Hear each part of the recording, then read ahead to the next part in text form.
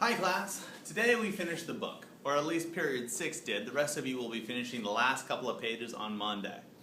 But tonight we're going to be discussing pages 55 to the end. 55 starts off with 3, 4, and 10 all in the bathroom after 3's big outburst of the I'm going to kill you and the rain coming down. They're discussing what to do now, because the vote had become 6-6, and these 6 guys are the only ones still voting guilty. 10 comes in and he discusses that he wants to have a hung jury, but 3 argues, no, I think that's wrong, we're here to make a decision, and being a hung jury is just a cop-out. So, they come back in the jury room. That's when 8 quizzes 4 on whether he can remember the details of the movie that he watched 4 days ago. The Amazing Mrs. Bainbridge. Bainbridge? Couldn't remember. He couldn't remember the name of the movie or even the name of the actress who was in it, and he wasn't under great emotional stress.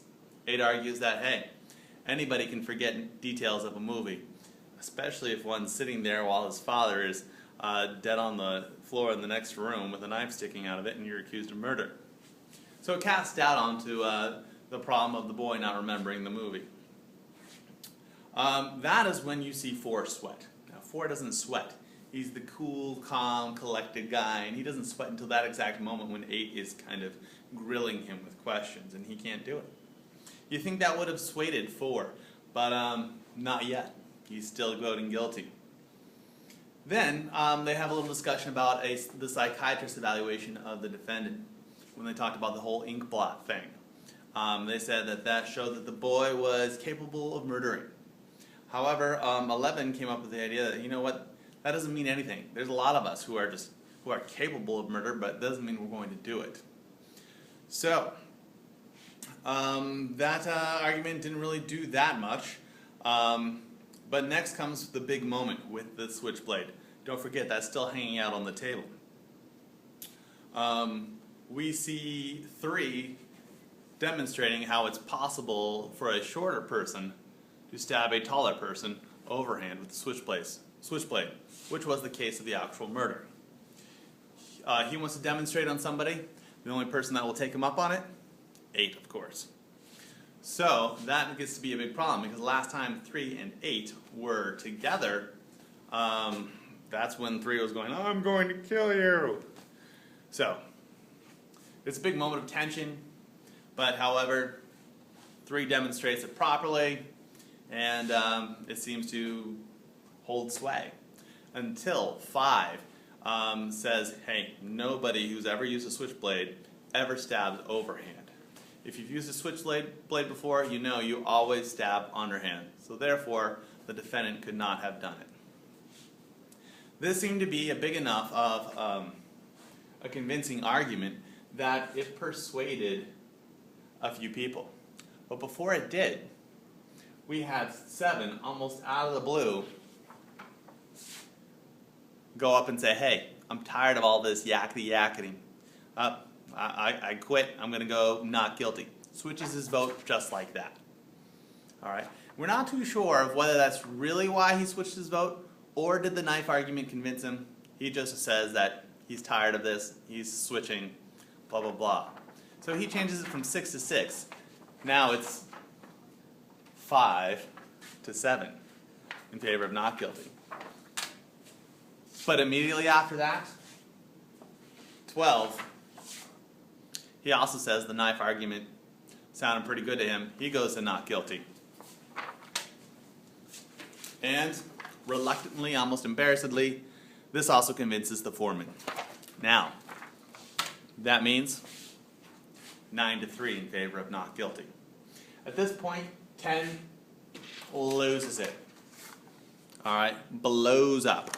He's like, I can't believe you people, blah blah blah, spouts a whole bunch of bigotry, and everybody shuns him. They either go to the bathroom and slam the door, or they turn away, or they threaten him until even 4 tells him he better shut his mouth right then, and he sits down dejected and kind of sits in the corner of the room and remains there for the rest of the play. Let's see. Okay. That's when 3 lays it all on the line. 3 says, hey, the only thing that matters is that there was an eyewitness to the murder. A woman across the street saw the boy do it, overhand. Pretty convincing. He says that's the only thing. You can throw out everything else. That's the only thing that matters. And everybody goes back and forth, and it seems to be actually pretty convincing. So much so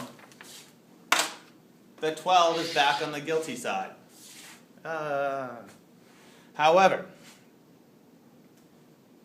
it's at that point that 4, the guy who just started sweating, starts kind of getting frustrated. 3 is going to say, hey, let's have a hung jury, but nobody listens to him, fortunately.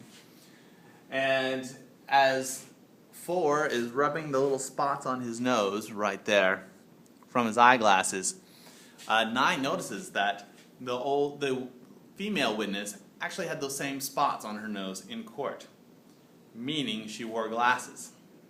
And as 4 points out, nobody wears their glasses to bed. So when that female witness woke up in the middle of the night from tossing and turning, she wasn't wearing her glasses when she looked out her window in the dark, 60 feet away, seeing the defendant do it. So obviously her sight is not reliable. This is the clincher.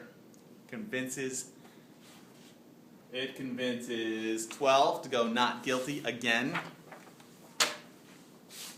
And even convinces Mr. Smart Money. He's got glasses, makes sense to him. When they ask 10 if he's now convinced, he says, I don't care, you guys do whatever you want. They ask him again, he says not guilty. Oh no. What does that mean? That means angry father is all alone. Directly mirroring the beginning of the play where 8 was all alone. So, he argues, he gets emotional, he says, gosh, I can't believe you're letting this kid get away with murdering his father, it's his father, and oh my, I can feel the knife going in. He's obviously really identifying with the defendant and really kind of transferring his own feelings towards his son onto the defendant. Terrible, terrible, terrible. And so they say, it's not your boy. It's at this moment 3 realizes, yeah, it's not my boy. All right? And he agrees. He also will go for not guilty. The play ends. Yay. There's a nice little touching moment at the end where 8 kind of grabs 3's jacket for him and helps him put it on, and 3 is like a sobbing mess, and he kind of helps him go out. So, I hope you have a lovely weekend. We have a small homework assignment for you. It's to find a costume for your character. That's because we got a little project to do on Monday. Alright.